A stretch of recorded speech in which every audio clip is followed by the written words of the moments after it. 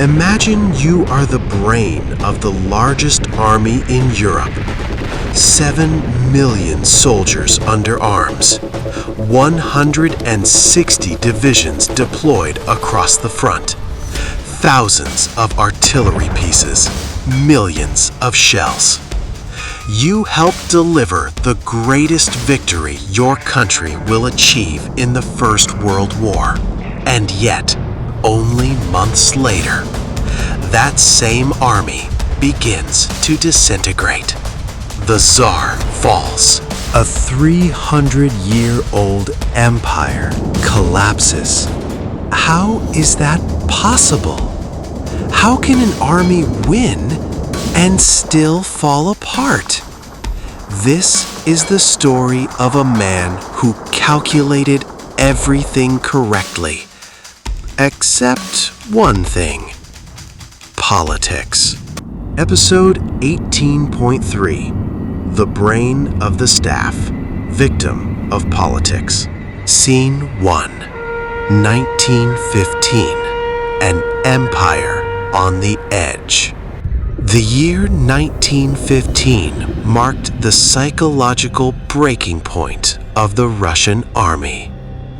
After the disasters of 1914, the Central Powers launched the Gorlice-Tarnov offensive. The Russian front collapsed. The consequences of the Great Retreat were devastating. Complete evacuation of Russian Poland. Loss of roughly 500,000 square kilometers of territory. Between 1.5 and 2 million killed, wounded, or captured. Destruction of bridges, rail hubs, and supply depots during withdrawal. The army remained enormous, but its confidence was shattered. In September 1915, made a critical decision. He personally assumed supreme command of the army. It was an emotional decision, and a dangerous one. From that moment on, every military failure became directly tied to the throne. In reality, operational control fell to the Chief of Staff. He was now responsible for coordinating over 6 million active soldiers, daily artillery requirements of roughly 150,000 shells, a rail network far less efficient than Germany's, an industrial base still scrambling to modernize. In 1914, Russia possessed only about 240 modern heavy guns. Germany had more than twice that number. Alexeyev understood something fundamental.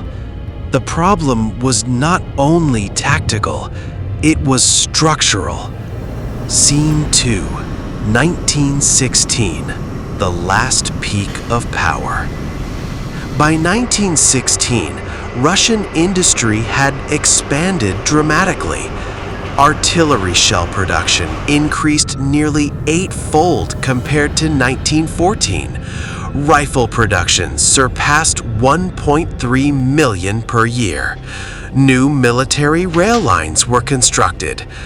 In this context, promoted his bold southwestern offensive. Many doubted it. Alexeyev supported it.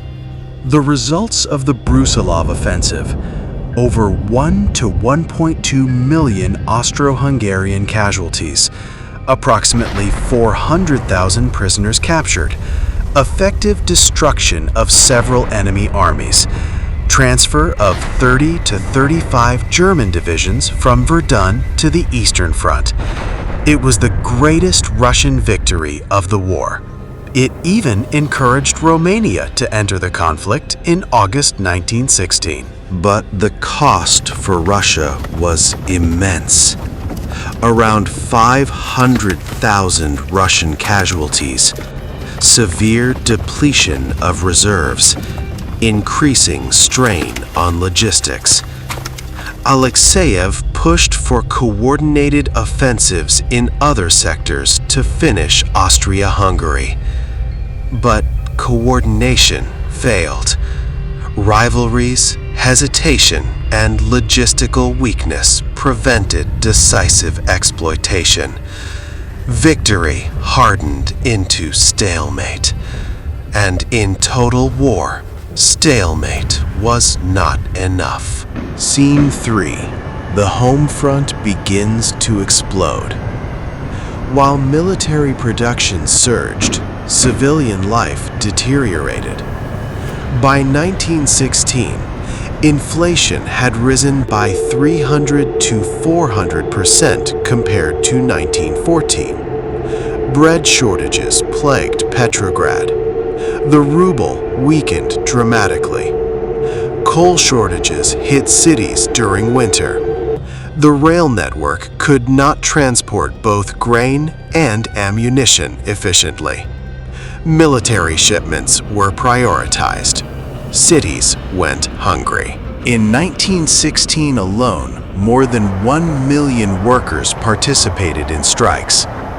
Economic demands evolved into political slogans. At the front, chronic exhaustion spread. Desertion rates increased. Revolutionary propaganda circulated among troops. By early 1917, some units were reluctant to attack at all. Debate began replacing obedience in the trenches. Alexeyev saw the reports. He understood that even if the external enemy could be beaten, internal collapse might destroy everything first. Scene 4. February 1917. The Fall of the Crown. In February 1917, strikes at the Putilov Works in Petrograd ignited mass demonstrations. Within days, tens of thousands were in the streets. Garrison troops refused to fire on civilians. Order disintegrated. From Stavka headquarters, Alexeyev contacted front commanders. Most believed that continuing Nicholas II's rule would split the army. Alexeyev made a historic decision. He advised to abdicate. On March 2, 1917, the Romanov dynasty ended. 3 centuries of rule collapsed. But when the crown fell, so did centralized authority. Scene 5. When the army became political. After the February Revolution, the provisional government took power. Simultaneously, soldiers' Soviets emerged. Order Number 1 was issued. Soldiers' committees formed in units. Officers' authority restricted. Obedience made conditional. Within months, discipline eroded. Large-scale offensives became impossible.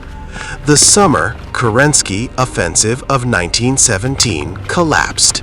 Desertions surged dramatically. The same army that had inflicted over 1 million casualties in 1916 was now incapable of sustained operations. Alexeyev attempted to form a volunteer force to restore order, the nucleus of what would later become the White Movement. But Russia was sliding into civil war. He died in October 1918 without seeing the restoration of the order he had tried to preserve. Conclusion: why the brain was not enough. Mikhail Alexeyev was not incompetent. He was one of the most professional officers in Russia.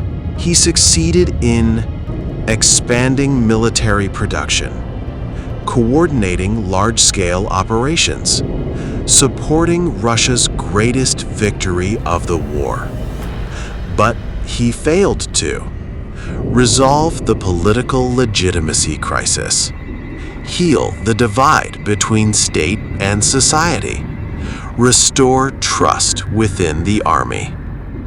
The collapse of 1917 was not a simple battlefield defeat. It was the erosion of belief. When people no longer believe in the throne, when soldiers no longer believe in command, when the economy can no longer sustain sacrifice, even the most brilliant military minds cannot save a nation. And when reason fails, some turn to force. In the next episode, a man enters the stage who believed Russia did not need compromise. It needed iron discipline. It needed decisive action. It needed a sword. Lavr Kornilov, the sword against revolution. If you want to understand how Russia moved from a struggle between intellect and politics to a confrontation between steel and revolution, subscribe, turn on notifications, because in the next episode, history will no longer be written by the brain, but by the sword.